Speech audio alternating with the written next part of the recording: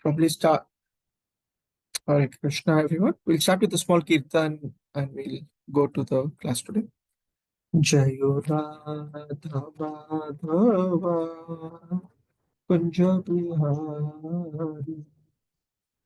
Jayo Radha Madhava Kunja Bihari. Jayo Gopi Jana Vallabha Girivardhari जयो गोपीजन वल्लभा गिरिवरधारी यशोदानन्दन व्रज जनरञ्जन यशोधनन्दन व्रज जनरञ्जन यमुनतीरावनचारि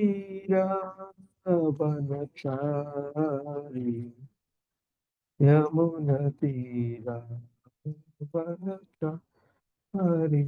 जयो Radha Madhava Kunj Bihari Hare Krishna Krishna Krishna Hare Hare Hare Rama Rama Rama Hare Hare Jai Radha Madhava Radha Madhava Radha Jagannatha Jaya Baladeva Subhadramai Jaya Sudarshana Jaya Nittai Chaitanya Jaya Nittai Chaitanya Nittai Chaitanya Jaya Nittai Chaitanya Jaya Jaya Prabhupada Prabhupada Prabhupada Jaya Jaya Prabhupada नाम संकीर्तन की जय श्रील प्रभुपाद की जय ग्रंथ राज श्रीमद् भागवतम की जय Hare Krishna welcome everyone so if possible devotees can turn on their videos so that I can see who is there okay so we have a nice chapter today we have finished the katha of Dhruva Maharaj so it's a continuation of that we will be trying to cover today I'm hoping I'm audible fine. So before we get into that, let's do the prayers. Om Namo Bhagavate Vasudevaya. Om Namo Bhagavate Vasudevaya. Om Namo Bhagavate Vasudevaya. Narayanam Namaskritya Naram Chaiva Narottamam Devim Saraswatim Vyasam Tato Jayamudiraye. Nashtaprayeshu Bhadreshu Nityam Bhagavata Sevaya Bhagavati Uttama Shloke Bhaktir Bhavati Naishtaki मूकं करोति वाचालं पङ्गुं लङ्घयते गिरिं यत्कृपातमहं वन्दे श्रीगुरुं दीनतारिणं परमानन्दमाधवं श्रीचैतन्येश्वरम्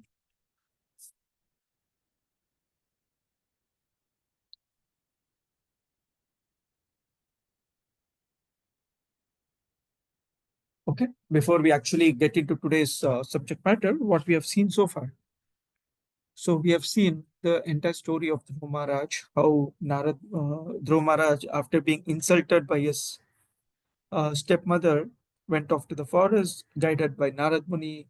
With lot of determination, he actually prayed to the Supreme Lord. Post that, the Lord personally appeared, blessed Dhruva Maharaj that your life will be successful. We saw that katha. Then Dhruva Maharaj comes back, his father, Uttanapad, gives the ruling to Dhruva Maharaj, and he goes off to the forest. Dhruva Maharaj becomes the king. He takes care for another 36,000 years. Meanwhile, his brother goes into the higher planetary systems. He tries to go into the Himalayan region, the greater Himalayan region. He is killed there by the Yakshas.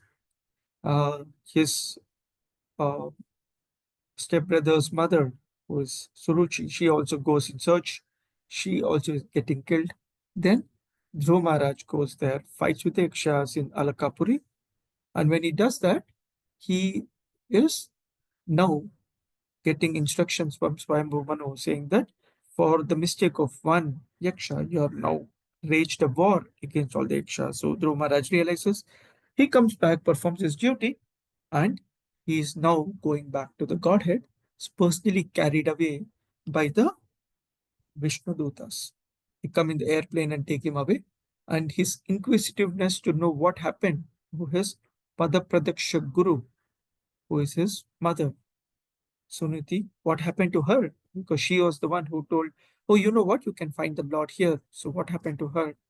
That question he had, and that was answered by his mother also going in an airplane back to the spiritual world. In fact, in this case, back to the Dhruloka. So we had the discussion. So is Dhruloka part of the spiritual world or is it material world? And we understood that the Supreme Lord in the form of Kshirodaksha Vishnu is residing in the milk ocean, and that milk ocean is part of this Dhruva Nakshatra or the pole star, which is a part of the spiritual world. It is the pole star out of which all the other planetary systems or the other luminaries in the cosmos are coming down like a chandelier. Period all this. Now, you see there, how do we know this katha? What happened to Dhruva Maharaj in the forest? So Narad Muni is actually telling this whole story to the Prachetas. And that was where we ended the previous chapter, chapter 12, that Narad Muni is explaining what happened to Dhruva Maharaj katha to the Prachetas. And then the Falastuti came in, that whoever hears this particular narration of Dhruva Maharaj, his determination for spiritual living or spiritual life will become very strong and they will go back to Godhead. So we stopped there. So today we will actually cover a rather simple chapter. This chapter is called Description of the Descendants of Dhruva Maharaj. This is the 13th chapter. So the obvious question is, why did Narad Muni have to tell this story? Whom did he tell this story to? Who are those people? And we will see some very nice concepts today. There are about 50 shlokas, 49 shlokas in this chapter. So we'll try to cover the first 24 shlokas. From 25th, we can do it in the next session. So the flow is very simple. We have just recapped what is there so far. The flow is, now the Dhruva Maharaj story is ended and the Falastuti is given. The next question that Vidura has for Maitreya Muni is that, oh, well, you mentioned something like Narad Muni went and told the Prachetas. Who are these Prachetas? And what happened after Dhruva Maharaj? Okay. So the answer is Prachetas are the descendants of Dhruva Maharaj. So that story will come to eventually. And we will also see how the flow is very nice. Every time you hear a pastime, in Srimad Bhagavatam, it's completely covered with either the pastime of the Lord or more importantly, the pastimes of his devotees where the Lord comes. Right? So that's how Dhruva Maharaj Katha we heard. Earlier we heard the story of Lord Shiva and Daksha Yagna. Every time the Lord comes in and that becomes glorious. You'll also see some of the descendants, some of the wonderful personalities who come in this family or the lineage of Dhruva Maharaj, all the way to another Shakti Avesh avatar of empowered incarnation of the Lord who comes to rule, which is King Prithu. So that's what we will try to cover in this chapter. Rest of the canto will go on with Prithu Maharaj Katha, which is very, very nice. Okay, so that's what we had. Who ruled after Dhruva Maharaj had Utkala was his son. What happened to him? Who is Vatsara? Why did he become the ruler if there was Utkala, the other family dynasty? And we'll talk about Anga and the importance of Garbhadan Samskara, the importance of having the right child that we will see. Because before Prithu Maharaj comes in, there is a very nice story that actually leads to why did Prithu Maharaj come in. Okay. So it's the story of Anga. So that's what we'll try to cover today. We'll try to cover as much as possible. Okay. So we'll go on to chapter 13, text 1. Nishamya Kausar Vinayopavarnitam Dhruvasya Vaikuntapadadirohanam Praruddha Bhavo Bhagavati Ajokshaje Prashtum Punastam Vidura Prachakrame. Translations and purports by His Divine Grace, C.C. Bhaktivedanta Swami, Srila Prabhupada, Srila Prabhupada Ki Jai. Translation: Sutta Goswami, continuing to speak to all the rishis headed by Shaunaka, said, after hearing Maitreya Rishi describe Dhruv Maharaj's ascent to Lord Vishnu's abode, Vidura became very much enlightened in devotional emotion, and he inquired from Maitreya as follows. Purport: as evidenced in the topics between Vidura and Maitreya, the activities of the Supreme Personality of Godhead and the devotees are so fascinating that neither the devotee who is describing them nor the devotee who is hearing is at all fatigued by the inquiries and answers. Transcendental subject matter is so nice that no one becomes tired of hearing or speaking.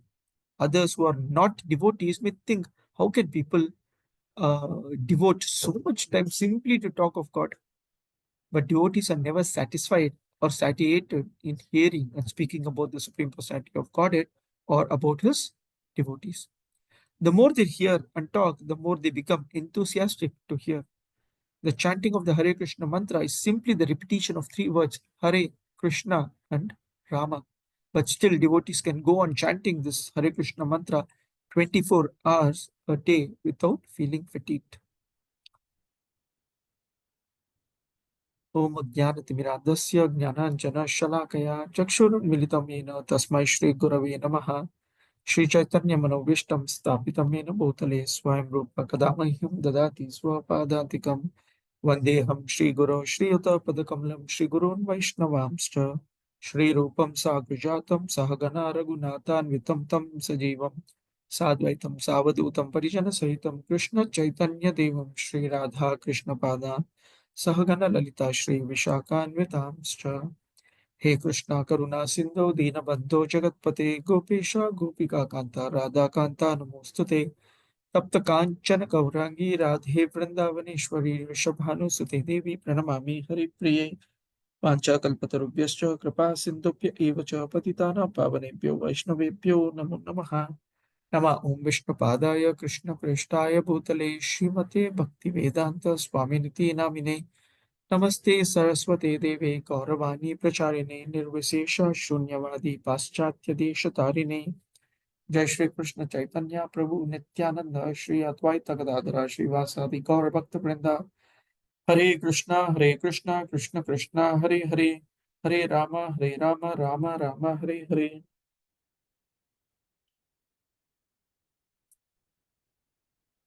Okay, Hare Krishna. Welcome everyone again. So we are hearing about this. So what we will see, the first part is very nice. We'll spend some time on this, wherein the whole kata of what's happening, right? So this is all about speaking and hearing about the Supreme Lord, right? Bhagavad Gita is the 700 verses. Here we are talking about 18,000 verses across 12 cantos. What does it contain? It contains pastimes of the Lord. It contains instructions about those pastimes and pastimes about the devotees of the Lord. That's what Srimad Bhagavatam is containing. Okay, and who is speaking? It's Sukadeva Goswami. And who is he speaking to? It is Parikshit Maharaj. If you all remember this particular picture, right? Sure, if you're able to see. Okay, this is not okay. Now you can see. This particular photo is what we keep talking about, right? Now, this Parikshit Maharaj background is what why was he renouncing everything and coming to this place? Because he realized that once he was in hunting and he was feeling thirsty, so he have entered into the ashram, and where he actually the rishi who was in deep meditation. So Parikshit Maharaj garlanded him with a snake and went away, and he got cursed by Shringi. And then in 7 days he would die, and then he comes to this place on the bank of river Ganges where Sukadeva Goswami has come, and he's narrating the Srimad Bhagavatam. This is a shortcut. Now, for these 7 days, 7 nights of Srimad Bhagavat Katha, it was continuous. There was no cessation of this activity. That means that neither the speaker, who is Sukadeva Goswami, nor the hearer Parikshit Maharaj felt any kind of thirst, felt any kind of hunger. They just did not stop. This all of us know. So that's what Srila Prabhupada also mentions. The Srimad Bhagavatam, when it's spoken to, then neither the hearer or the speaker, when they are emotionally connected to this Bhagavatam, they are at any point in time lost. The same thing is happening in continuation, right? So Sutta Goswami is narrating this to the Shaunakadi rishis in Naimisharan. What is he narrating? Whatever Sukadeva Goswami narrated. What is Sukadeva Goswami narrating? So far, you have seen this katha of Vidura actually inquiring first from Uddhava, and then Uddhava redirects Vidura saying that, you know what, you should hear from someone like Maitreya. The whole conversation that we are hearing right now is Vidura Maitreya Samvad. And there is no amount of fatigue or no amount of satiation when one hears about the Lord. Okay. So for non-devotees, it's very difficult to understand. So the first time, long back, when we were new to Krishna consciousness, we heard this katha of how Chaitanya Mahaprabhu would go to Tota Gopinath every day after his morning duties, and he and Gadadhar Pandit would read Srimad Bhagavatam, and every day they would hear the katha of Prahlad Maharaj or Dhruv Maharaj every day. And obvious question was, every day why would hear the same story? There's so many stories you can hear, right? Every day, if someone tells you that every day, what is your favorite movie? Okay, every day watch the same movie. Okay, watch it for some time. How will you keep watching it every day? Or this cricket match, for example, right? So if you're a big fan of cricket and winning the World Cup 1983 was my favorite moment. Okay, every day you watch 1983. Is that possible?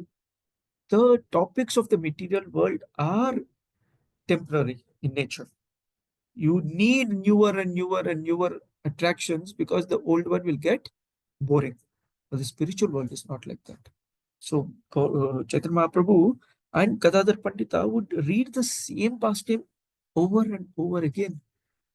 Damodar Leela, right? So the entire Kartik month, Damodar month, somewhere or other, we keep hearing the same pastime from different acharyas. Or sometimes you are giving class to someone, you are doing the Damodar program, you are offering lamp, and the katha is being played, right? Every day. And the devotees are relishing. Yeah, yeah, so nice, no? Mother Yashoda had this action. You've looked at Krishna's face, so much fear. Why am I saying this? Because this is the fundamental topic. If you have the enthusiasm to hear, if you're not bored of Bhagavad Katha, the same katha or a new katha, then you're advancing or progressing in spiritual life. When you pick and choose the hearer, the speaker, the topics, then that means you're still looking at this from a material or from a sense gratificatory perspective. Bhagavad Gita is Bhagavad Gita. There is no two ways of it, and that's about how you would understand. And Srila Prabhupada says that this should be our attitude towards chanting as well. My chanting of 16 rounds doesn't mean that I'm finishing of 16 rounds. It's just my pathway saying that my rest of the day, I continue to remember the Lord. That should be the attitude. It's easy to tell, very difficult to follow. Practical example, right? So morning you wake up, attend the Mangalarti, quickly finish off your 16 rounds because you need to have those 16, 18 hours left in the day to do other things. That's why we do 16 rounds more often than not. How many rounds are we are chanting? 16, 24, 32, whatever your count is. It's not that, oh, this is just the beginning. It's like initiation. It's just the beginning. It's not the end of the road. Okay. So you will never feel fatigued when you are actually on the spiritual platform. And sometimes you may be, you're relishing Katha for such a long time. So even during Nityanand Trayodasi, and now that God Purnima is coming, we have this Shravan Utsav that we keep doing in the Jagannath Mandir Sheshadripuram, right? So we will have Katha for 4 hours, 5 hours. And if a lot of young boys attend, Grahasthas find a lot of reasons not to attend. My suggestion is take out time, attend. It should be available offline, online. Wonderful speakers. So we should all try to hear. Okay, that's the background. We'll hear another story about this in a bit. So we'll continue. So what did Vidura inquire? Right. So the Maitreya Muni set up the context. So Vidura is now, sorry, Sutta Goswami set up the context. Now Vidura is asking Maitreya Muni. Vidura inquired from Maitreya Muni, "O greatly advanced devotee, who were the Prachetas? To which family did they belong? Whose sons were they, and where did they perform the great sacrifice?" So if you see, Narad Muni in the previous chapter, he goes to the Prachetas and tells them that, you know what, I'll tell you a story. You're doing this wonderful yajna to satisfy the Supreme Lord. There's one person who actually did a very similar sacrifice. In fact, he did a lot of austerity, and that is the story of Dhruva Maharaj. Why did he tell that to the Prachetas? Because he knew the story. But why his story? Because the Prachetas were actually the descendants of Dhruva Maharaj. That's what we'll see. Vidura is very curious to know about. Okay. Vidura continued, "I know that the great sage Narada is the greatest of all devotees. He has compiled the Pancharatrika procedure of devotional service and has directly met the Supreme Personality of Godhead." Okay. Establishing the credibility of the speaker is what Vidura is doing here, right? So many times when we are speaking on behalf of Srila Prabhupada. We have to establish the credibility that this is coming from Srila Prabhupada. That's the easiest and the safest way. Similarly, they're setting up the position of Narad Muni, saying that, you know what, Narad Muni is telling this to someone. That means Narad Muni, who all did he preach to? From Prahlad Maharaj to Dhruv Maharaj to Nidari, wonderful devotees. Narad Muni preaches, matlab they become devotees, right? And he's telling this to Prachetas. That means Prachetas should also be very elevated. And this Narad Muni, who is he? He's directly serving the Supreme Lord. There are so many pastimes that we know of Narad Muni directly having the interactions with the Supreme Lord, being part of Lord's Leelas. Lord loves to, take Narad Muni and play different Leelas with him. And also, he's the one who has given us the Pancharatrika Vidhi. Now, for devotees, we all understand that many times we hear this word called, we are in the process of Bhagavad Vidhi.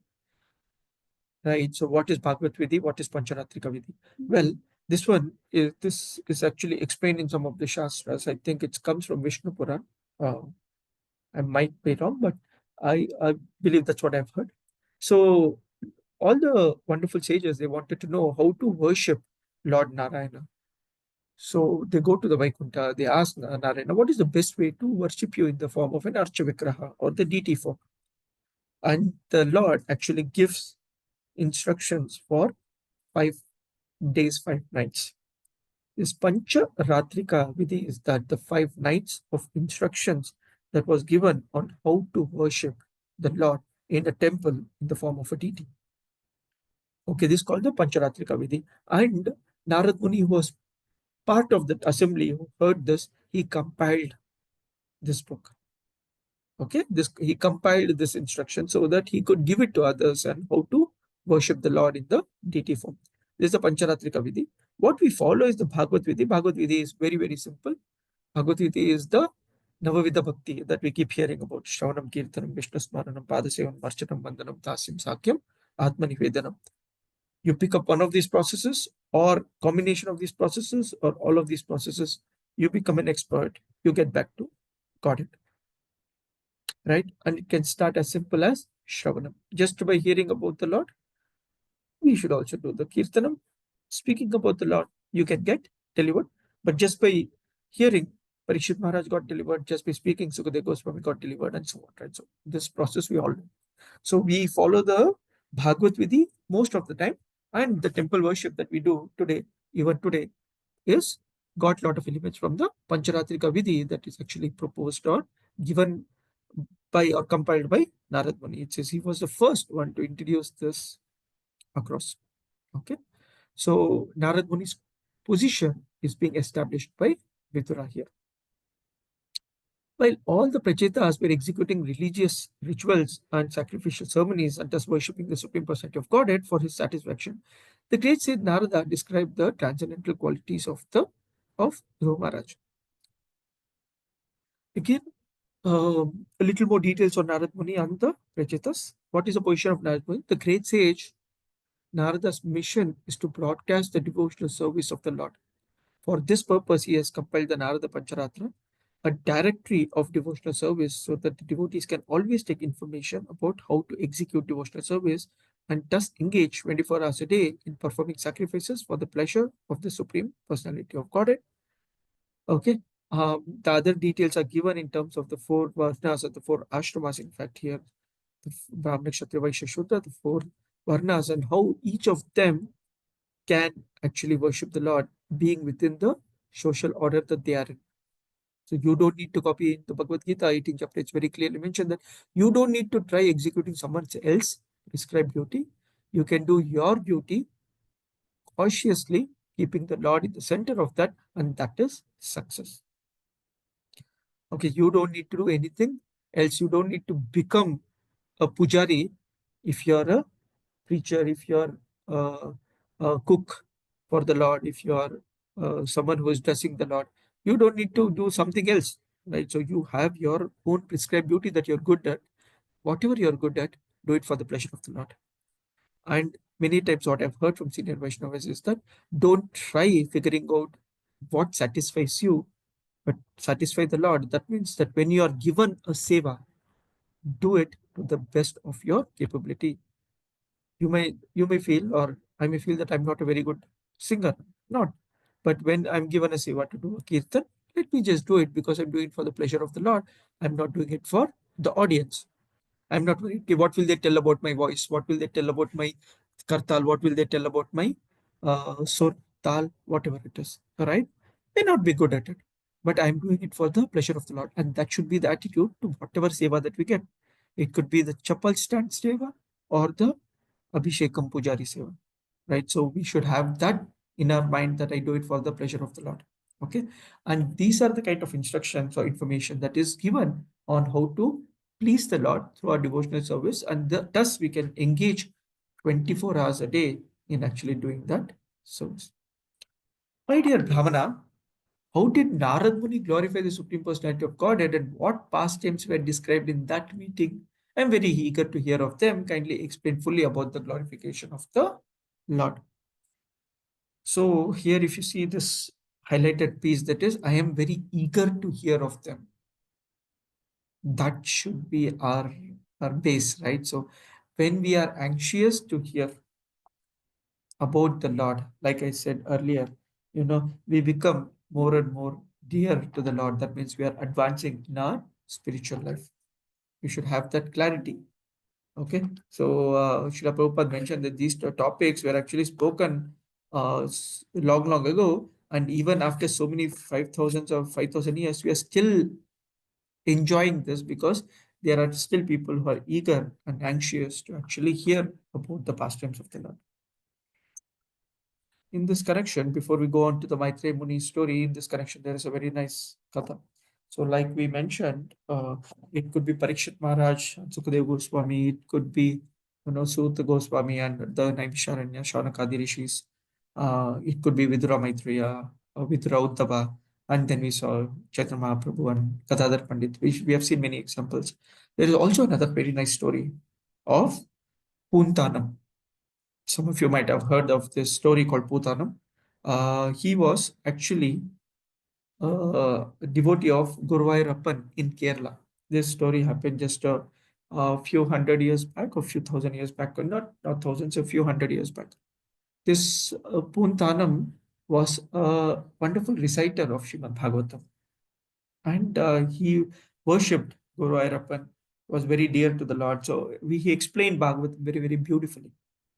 So one time he had a seva of a nearby temple in Kerala called Kotiyur.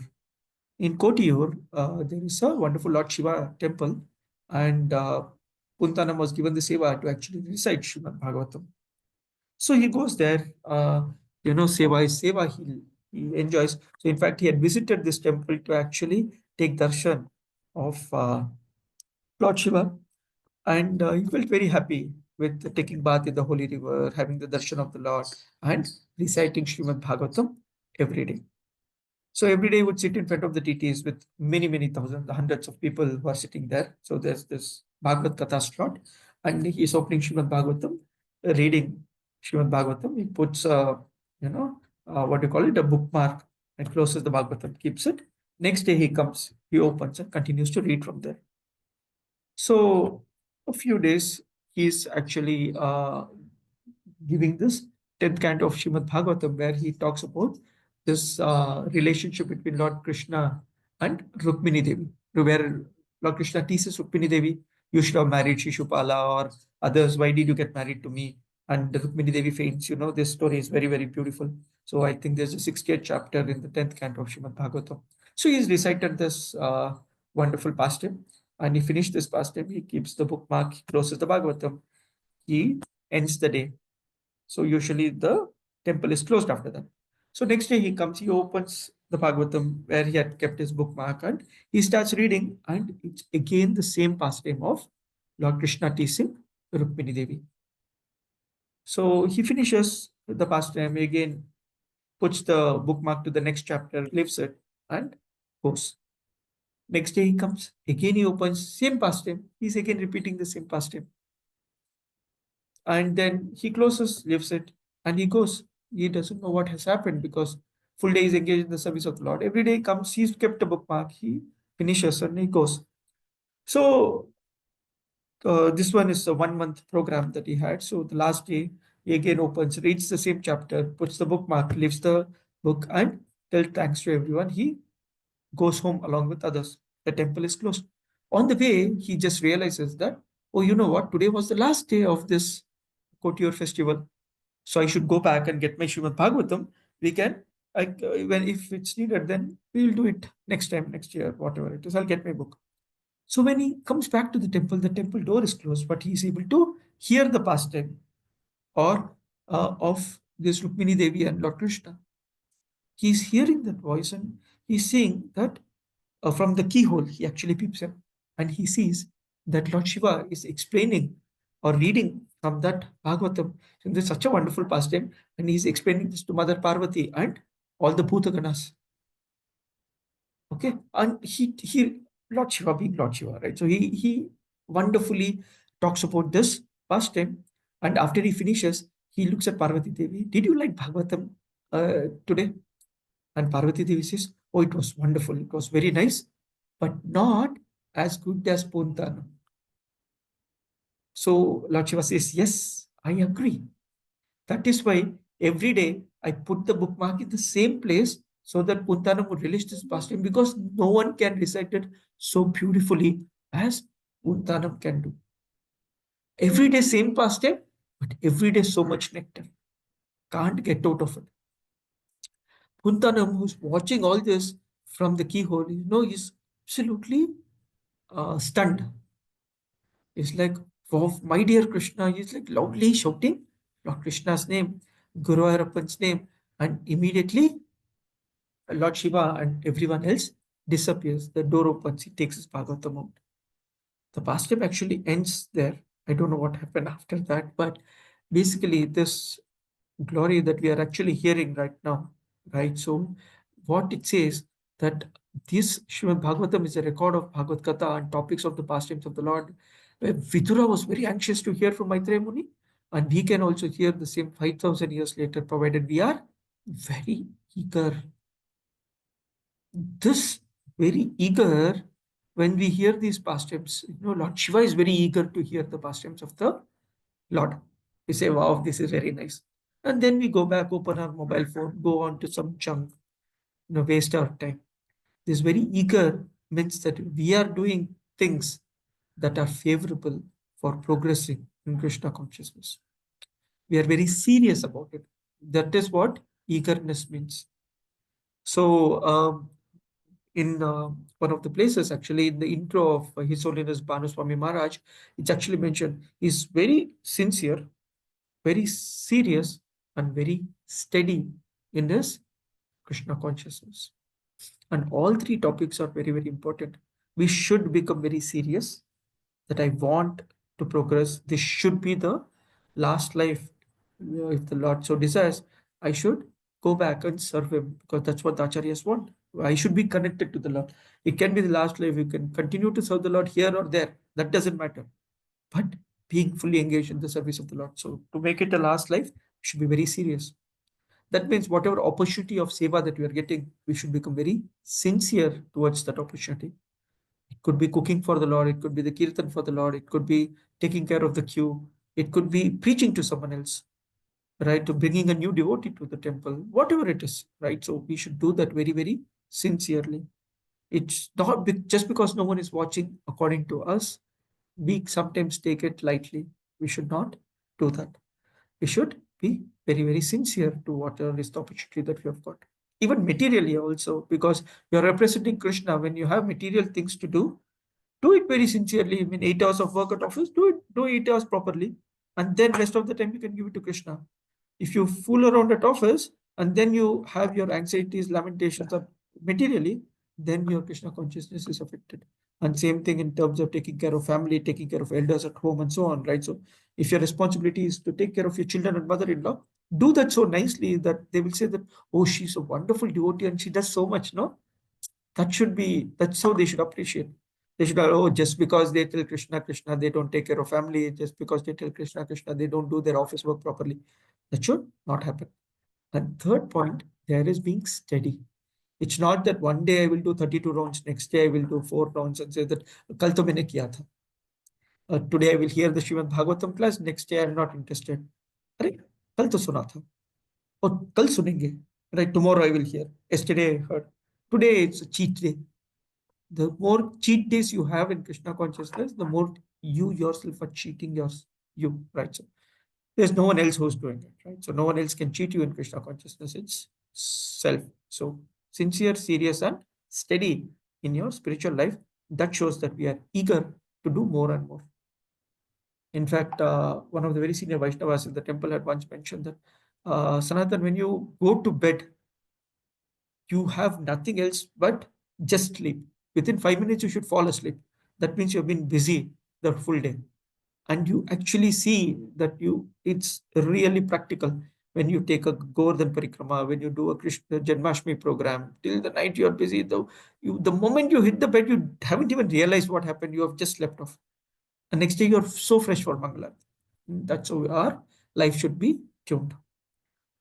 Okay, now that we have heard some instructions there, the rest or few more shlokas, you'll actually see people in the dynasty of Dhruv Maharaj. So we'll actually quickly keep going. So Maitreya Vacha, the great sage Maitreya replied, my dear Vidura, when Dhruv Maharaj departed for the forest, his son Utkala did not desire to accept the opulent throne of his father, which was meant for the ruler of all the lands of this planet. So Dhruv Maharaj, obviously being a Chakravarti himself, so there are a lot of explanations that you will see in fifth canto about Bhumandala and so on. So right, so where we are, what is our limit of our rule, right? So that is mentioned in the fifth canto. So when we read there, we will discuss more. But basically, Dhruv Maharaj was the Chakravarti, so he had a lot of area of land in this bhumi. It's not just bhumi as in the earth globe, but the Bhumandala is that Earth's entire area. You have heard the Jambudvipe, Bharatavarshe, Bharatakande, and so on, right? So that he was that bigger ruler, and Utkala was his son. And right from his childhood, he was not interested in anything. So he did not want to become the king after his father went off. So what happened? From his very birth, Utkala was fully satisfied and attached to the world.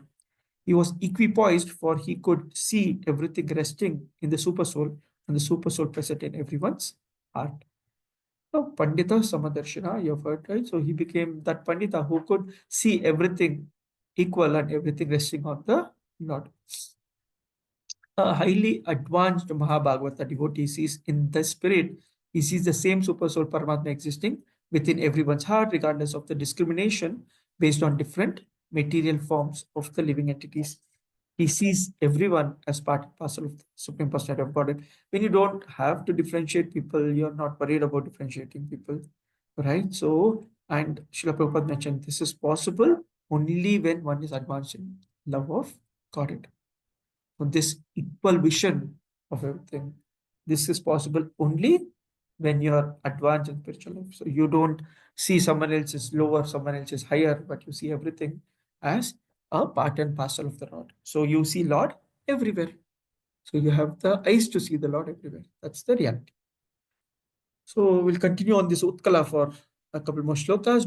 By expansion of his knowledge of the Supreme Brahman, he had already attained liberation from the bondage of the body. This liberation is known as nirvana. That means he's not connected to the body, right? So he understands this body is just a vehicle that's carrying me. I am not attached to it. Right. So he acted on the platform, not that he spoke on the platform, not that he understood the platform. So in our spiritual piece, we have three things, right? So I listen, I understand, I realize. And when I realize, I act on it. That means I'm hearing, I'm not the body, I'm the soul. I'm hearing that chanting attentively is very important. I'm hearing that service to the Vaishnavas is very, very important. That's hearing. Okay, I've just heard. Understanding is when I know this is correct. Right? So I know I'm not the body, I'm the soul. I know the chanting is very important. I know that Vaishnava Seva is very, very important. Realizing is when you act on that platform. Okay. Many of us might have realized about Seva to a large extent, wherein I do the Seva, what pleases the Lord, not what pleases me. That's the fundamental of Seva, right? So you do it for the pleasure of Guru and Gauranga, you don't do it for your own pleasure. That means you're on that on the realized platform. If it's only, Are, Prabhu, you give me this seva, I will do only that. I will choose my seva. That means you're still on, I am important. Right? So you're still not on the platform of realizing this knowledge. You understand seva is important. You don't understand that seva for the pleasure of the Lord is most important. So like that, right? So there are three stages. So he actually was in that extreme end stage wherein he was having the full knowledge of the Supreme Brahman. She was situated in transcendental bliss, and he continued always in the blissful existence, which expanded more and more. So at that stage, Brahma Bhuta Prasannatma, right? So that's the shloka that's there in the purport as well. Brahma Bhuta Prasannatma, na sochati na kakshati. There's nothing to lament, nothing to worry about because you're situated in Brahman, in the Brahma Bhuta Prasannatma. The Atma is very prasanna, it's very satisfied, very much transcendentally situated. So you may not externally see a lot of things that are exciting you, but internally fully blissful. This was possible for him by continual practice of bhakti yoga, which is compared to fire because it burns away all dirty material things. He was always situated in his constitutional position of self realization, and he could not see anything else but the Supreme Lord and himself engaged in discharging devotional service. He could see only two things: one, the Lord; two, how am I engaged in full devotional service? Right? So, this is continuous practice of Bhakti Yoga. This continual practice is also very important. We just mentioned, right? So, it should be steady, it should continuously be there. It can't be on and off, it can't be spikes. Today's Ekadashi, I will chant 25 rounds. Tomorrow I will take a break. It's Dwadashi, what is importance? That should not happen. Our engagement should be full, complete. Okay, then we are getting cured. A devotee is always thinking of the Supreme Person at every step of his life. Every conditioned soul is full of the reactions of his past life. But all dirty things are immediately burnt to ashes if one simply executes devotional service. Sarvapadi vinirmuktam tatparatvena nirpanam rishikena rishikesha sevanam bhakti. Right, so when you use your rishikas in the service of the rishikesha, that means you are using your senses for the service of the Lord of senses. Okay, then sarva upadis, all in attraction to the different designations, attraction to different pieces, all the conditionings of the material life are all burnt away. Right, so that's what is explained by Srila Prabhupada. We should try to be on that platform whenever possible, right? So it's not that one day, I'll wake up in the morning, overnight, I will become, pure devotee. It's a continuous process. I continuously keep doing more and more to come to the platform where there is nothing else but the Lord. And from there, I will do even more. It's not that suddenly, overnight you will become the pure devotee and then you don't need to do anything else. Okay. Even on the spiritual platform, even on the platform where you're full, you still have an opportunity to do more and more. Okay. So that's what it is mentioned. Continue. So we're talking about Utkala. Utkala appeared to be to the less intelligent person on the road to be foolish, blind, dumb, deaf, and mad. Although actually he was not, he remained like fire covered with ashes without blazing flames. Right. So this is a very nice piece. So now we are talking about the son of the king eligible to become the next emperor, next Chakravarti. And he says, I'm not interested. What will people think? Arey, what kind of foolish fellow he is? He's got so much wealth, he's got so much power, he's not taking this.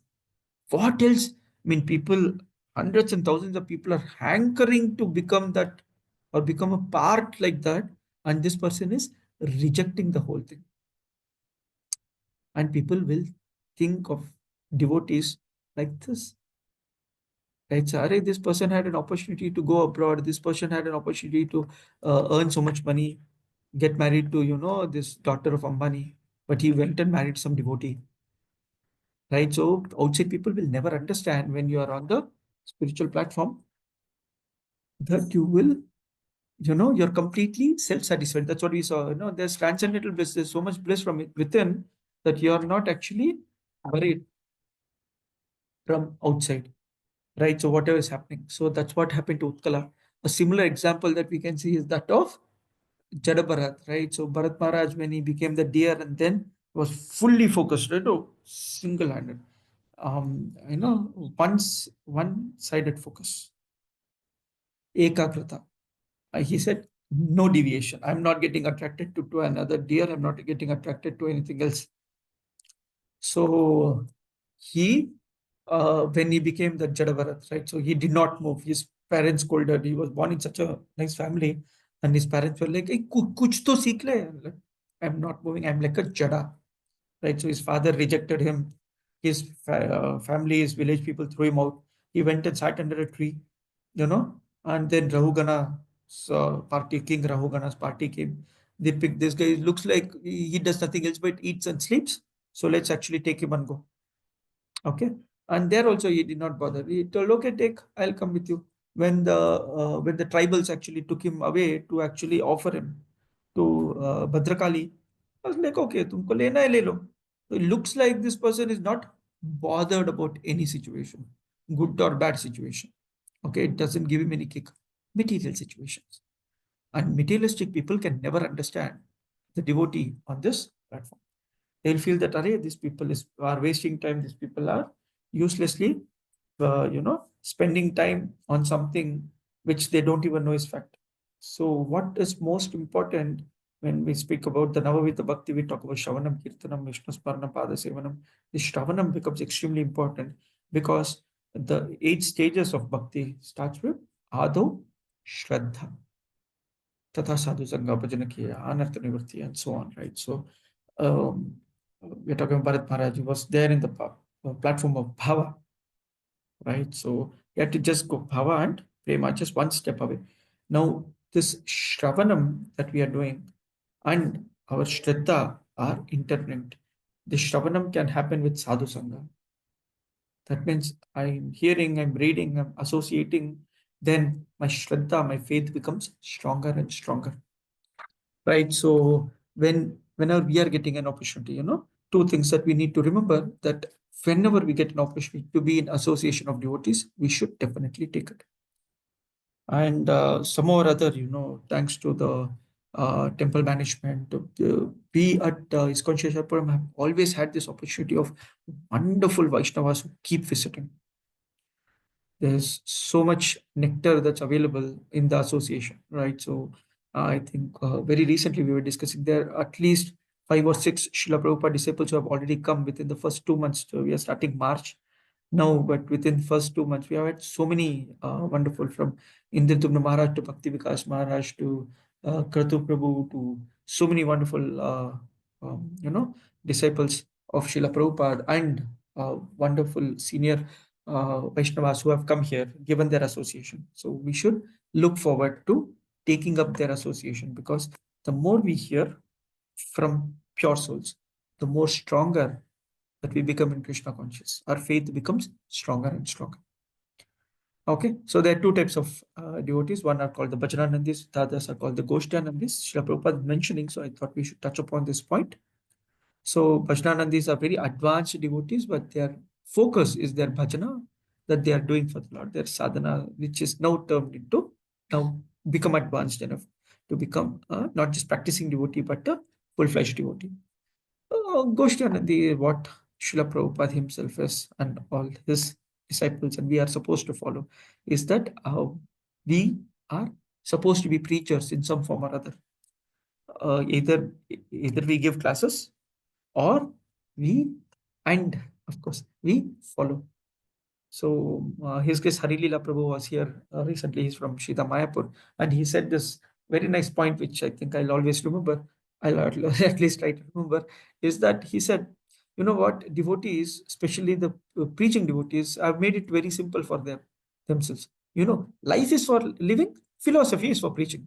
I go into the class, I'll give you a lot of philosophy, but don't look at me. My life is for my life. My life. I will lead my life. I will go to the movies. I will go out with my families. I will go to the hotels. I will order Jain food, but I will go to the hotels. But when I'm sitting in the class, I'll talk about the four regulative principles. I'll talk about the importance of bhakti. I will not attend Bhagavatam class, but I will talk about, importance of Shavanam. Right? So it should not become that way, right? So life is for living and philosophy is for preaching should not be our philosophy.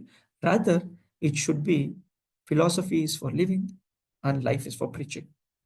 When you live a life based on the philosophy given by Srila Prabhupada, given in the Shastras, bona fide scriptures and acharyas, if we lead our life like that, if we actually follow our life that way, you take the philosophy of life for living it, then your life can be dedicated for preaching. No? So let's advance. Let's all target that. So that was a nice point. So I thought we should highlight it here. We'll move on. For this reason, the ministers and all the elderly members of the family thought Utkala to be without intelligence and in fact mad. Thus his younger brother named Vatsara, the son of Brahmi, was elevated to the royal throne and he became king of the world. So obviously, Utkala was not qualified to become an emperor according to others because he was like Jada, right? So he was just interested in spiritual life. So they said that, okay, Vatsara was the younger brother who was also pretty advanced, very nice personality. So he became the king. King Vatsara had a very dear wife whose name was Svarvithi. Svarvithi. And she gave birth to 6 sons named Pushparna, Pushparna, Tigmaketu, Isha, Urja, Vasu, and Jaya. There are not much of purports from here on, so we'll try to cover the shlokas. This purport is nice. Vatsara's wife is mentioned here as Ishta, which means worshipable. In other words, it appears that Vatsara's wife had all good qualities. For example, she was always very faithful and obedient, affectionate to her husband. She had all good qualities for managing household affairs. If both husband and wife are endowed with good qualities and live peacefully, then nice children take birth, and thus the whole family is happy and prosperous. Why is this mentioned? Because slowly we'll hear the story of King Anga, who was also a very elevated person, but his children or his son, who was Vena, King Vena, was not a good son, because of which King Prithu had to come, the Lord had to come as King Prithu Maharaj. Okay, so firstly, I mean, as Grihasthas, I think all of us here in the call are Grihasthas, when both of them, husband and wife, are endowed with good qualities, then life becomes very peaceful. And this is possible, very simply possible, with only one factor. Keep Krishna in the center of your house. Take decisions based on that. Right? I want to buy a Toyota Fortuner versus a Santro. Take decision based on what will I use it for. Is it for Krishna? Am I going to take devotees to the temple? Am I going to visit the temple, go to different dhams using my car? I'm going to pick up wonderful Vaishnavas. Am I going to do seva for the Lord with this? Then I'm going to decide, okay, I might have to carry prasadam to 80 people to my sadhan. I might have to take my parents to the temple. I might have to take 12 people near my, or 6 people or 7 people near my house to the temple on a festival. So I need a bigger car. That should be your decision. It's just an example. Every decision together, if you can take keeping Krishna in the center, life becomes easy to go on or follow without any those material kits that keep happening. Let's continue. Pushparna had two wives named Prabha and Dosha. Prabha had three sons named Pradhra, Madhyanmitam, and Madhyandinam and Sayan. Okay, the names can be very similar to time and season and everything. There's not much of an explanation by Srila Prabhupada, so I'll not go into the details here. Okay, Dosha had three sons, Pradosha, Nishitha, and Vyutsa. Vyutsa's wife was named Pushkarni, and she gave birth to a very powerful son named Sarvateja. Why are these mentioned? I will come there in a minute. Sarvateja's wife Akuti gave birth to a son named Chakshusha, who became the sixth Manu at the end of Manu millennium. Nadvala, the wife of Chakshusha Manu, gave birth to the following faultless sons: Puru, Kutsa, Thrita, Dyumna, Satyavan, Rata, Vrata, Agnishtoma, Atiratra, Pradyumna, Shibi, and Ulmuka. Well, the question might come, okay, of the 12 sons, Ulmuka begot 6 sons in his wife Pushkarni. They were all very good sons, and their names was Anga, Sumana, Khyati, Kratu, Angira, and Gaya. And some of them like Anga and Kratu and Angira, these are names that are actually famous as well. Right, so we've heard them different times.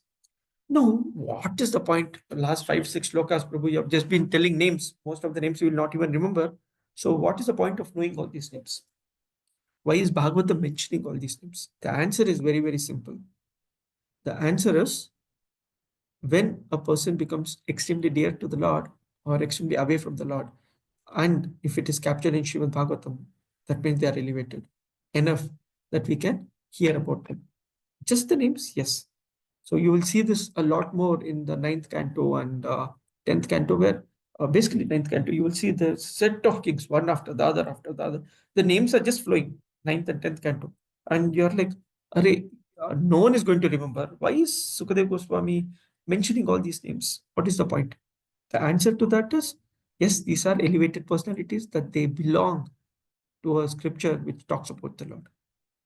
Okay, so there's not much of a purport, not much of an explanation. So we'll move on to this son who is born to Ulmuka, whose name is Anga. Okay, the wife of Anga, Sunita, gave birth to a son named Vena, who was very crooked. The saintly king Vena was very disappointed with, the saintly king Anga was very disappointed with Vena's bad character, and he left home and kingdom and went out to the forest. Okay, so far you have seen that they had very nice sons. They begot very good sons. So everywhere it keeps saying the faultless sons, right? So it's talking about the son in one sense, all the sons being born. So it keeps talking about such wonderful sons being born. Suddenly you will hear that King Vena was very disappointed that his son, King Anga was very disappointed that his son was having a lot of bad characters. And because he could not fix his son, he decided that it's time for me to take Vanaprastha and go off to the forest. My dear Vidura, when great sages curse, their words are as invincible as the thunderbolt. Thus, when they cursed King Vena out of anger, he died. After his death, since there was no king, all the rogues flourished. The kingdom became unregulated, and all the citizens suffered greatly. On seeing this, the great sages took the right hand of King Vena as a churning rod, and as a result of their churning, Lord Vishnu, in his partial representation, made his advent as King Ritu, the original emperor of the world. This is the teaser of the movie to come in the next 3-4 chapters. Okay, what is it? King Anga was very disappointed, so he left the family, left the kingdom, and he went off to the forest, took Vanaprastha. Now this Vena was not of good character. Suddenly, you know what? Like they show in the trailer, right? So suddenly King Vena is killed, not with a weapon, but with mantras. Okay, the words of the sages are as strong as the thunderbolt. The reference to King Indra's weapon, thunderbolt, it just never, Vajra never misses a mark, right? So like that.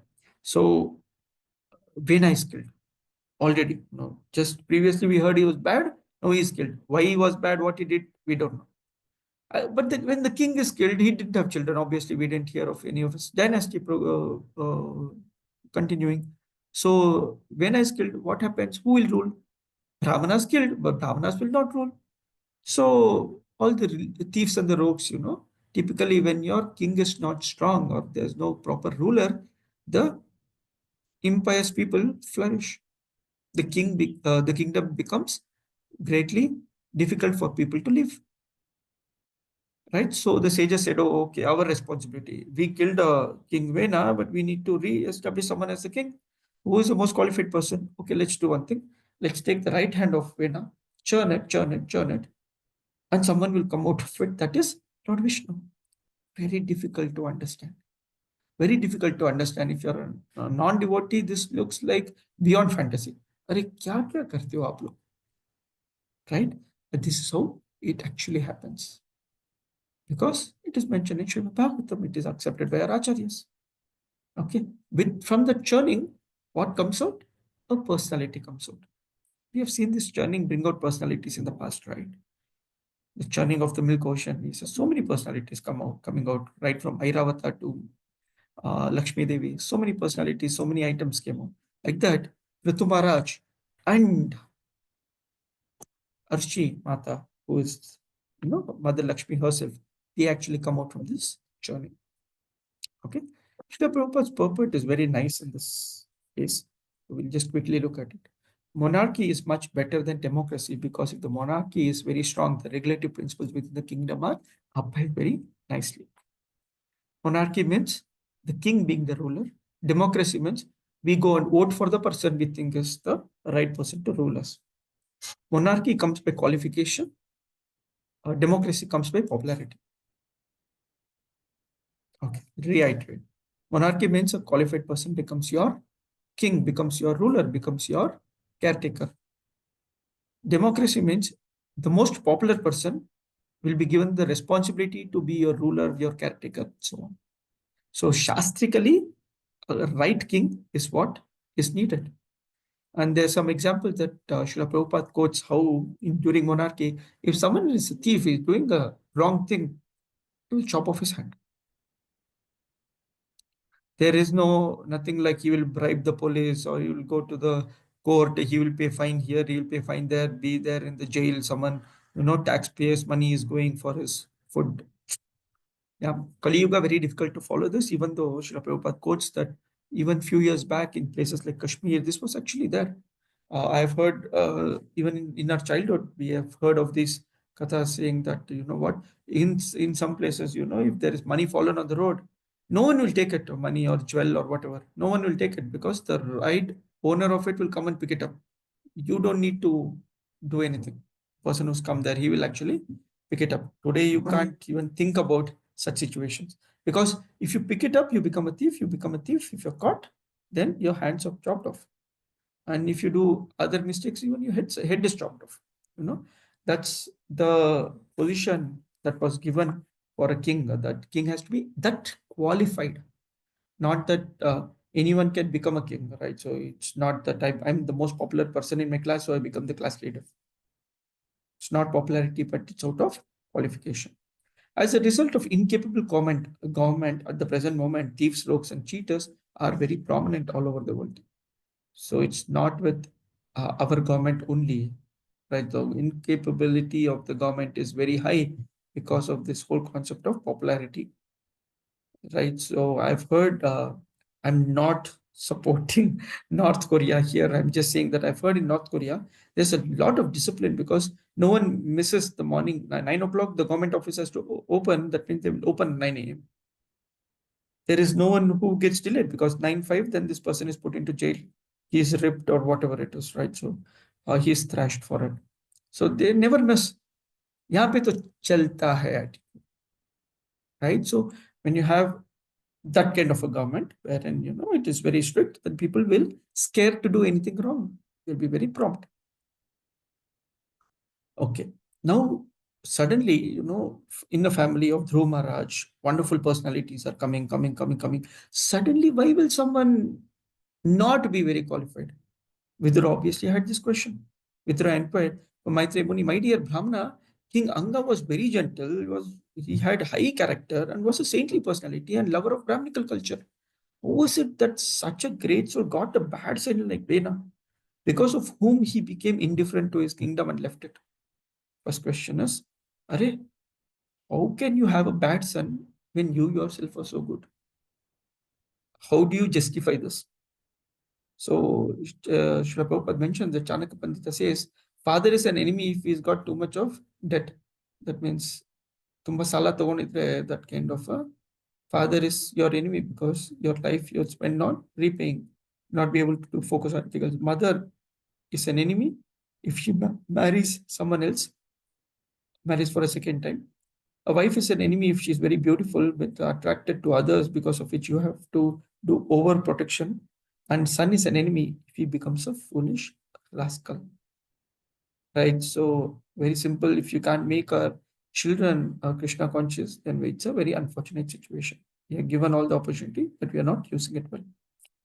Okay, so Srila Prabhupada in fact continues talking about this different ashramas that we have, varnashrama system in the different ashramas. Basically, your vanaprastha that we need to take says just after his 50th year, a man should actually leave the responsibility of his family to his children. Back calculating, the child should at least be 18 to 20 years old to take care of the family. That means that you should get married young enough to have your last child by the time you're 32 for a man. Right. So by the time you're 50, your child is 20 years old. You don't have any more responsibilities towards the child. The child should become independent. Not that, oh, okay, I want to enjoy sense gratification. If I have children, then my 30s are lost. Then people have children when they're 35. And when they are 50, the child is still going to the 8th standard, 9th standard. That should not be the case. Right? So it's just planned. Basically, I've heard from senior Vaishnava saying this, Vanaprastha should be taken 25 years after marriage. So either that or 50th year, which is the right way to put it. So that's the one that we need to understand. We have a few more shlokas. Let's actually cover them. Vidura also encouraged, how is it that the great sages who were completely conversant with religious principle desired to curse King Vena, who himself carried the rod of punishment, and thus award him the greatest punishment, Brahma Shapa? King Vena was killed by what? By the Shapa of the Brahmanas. Why would some Brahmanas curse? Brahmanas is serving the king, right? So king is the caretaker. Why would someone kill? So what was the background to this? King cannot be, king, or your management should not just be there to for others to find faults. It is in fact mentioned the citizens are not supposed to actually find faults with the king. That's how it should be, right? Because it's a big responsibility that they have taken on your behalf. So how do we understand this, and how do we understand that the Brahmanas actually cursed the king? It's the duty of all citizens in the state to never insult the king, even though he sometimes appears to have done something very sinful because of his powers. The king is always more influential than all other ruling chiefs. Right? So Vidura is stuck on this point, saying that king is a representative of the Lord, right? He is supposed to be Raja Rishi. He is the Naradeva, like they mentioned, the king is Naradeva, right? And he is representative of the Lord, Deva, in the form of a Nara. And why would he be killed? Because of which, the rogues and thieves became very popular, because of which they had to churn the body and everything. What was the background for all this? And Vidura requests to my dear Brahmana, you are well conversant with all the subject matters, both past and future. Therefore, I wish to hear from you all the activities of King Vena. I am your faithful devotee. So please explain this. This concept of I am your faithful devotee is very, very important, right? So I've seen Bhagavad Gita when Lord Krishna started giving that message to Arjuna, right? So he spoke the Bhagavad Gita actually when Arjuna surrenders to Krishna. Srila Vishnu Chakravarti Thakura says that by the mercy of the spiritual master, one is blessed with the mercy of the Supreme Lord.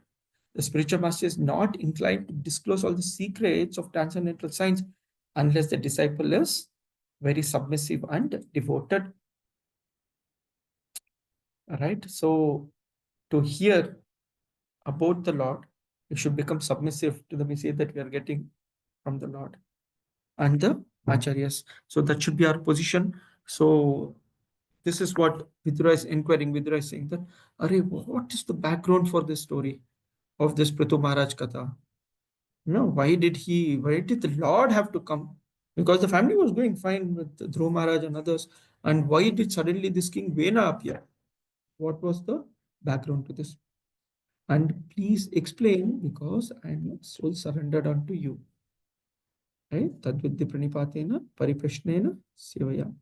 Right? This pariprashna or the questioning can happen with seva and lot of humility.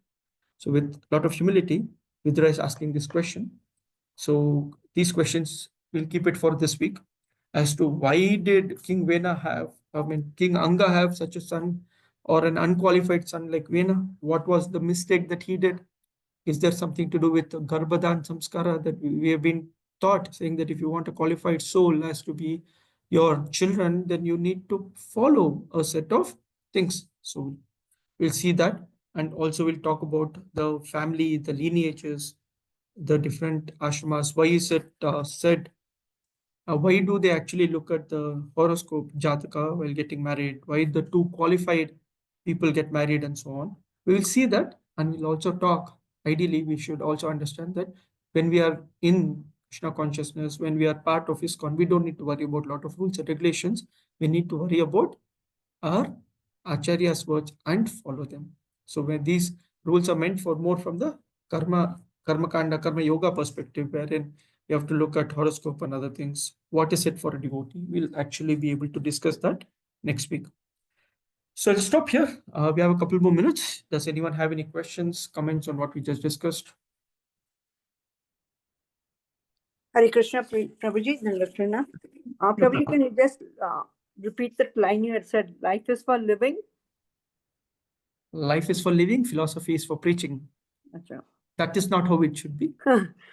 Okay. It should be, philosophy is for living, life is for preaching. Philosophy is life is for preaching, and philosophy is for living. That means you live the life according to the philosophies that we learn.